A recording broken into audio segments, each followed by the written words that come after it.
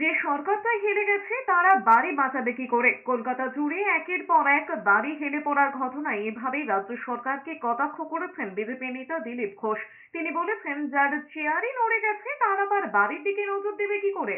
এই সরকারকে পশ্চিমবঙ্গ থেকে উৎখাত করতে হবে, তবেই রাজ্যে শান্তি শৃঙ্খলা ফিরবে, রাজ্যে উন্নয়নের জোয়ার আসবে। দিলীপ ঘোষের আরো মন্তব্য, রাজ্যে তৃণমূল কংগ্রেস সরকার প্রতিষ্ঠিত হওয়ার পর অবৈধ নির্মাণের সংখ্যা বৃদ্ধি পেয়েছে।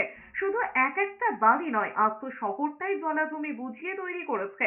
আর এই বেআইনি নির্মাণের অর্থ তৃণমূলের নিচু স্তর থেকে ওপরের স্তর পর্যন্ত গেছে। যে সরকারটাই হেলে গেছে তারা বাড়ি বাঁচাবে কি? যার চেয়ারই নড়ে গেছে তারা আবার বিল্ডিং এর কথা কি বলবে?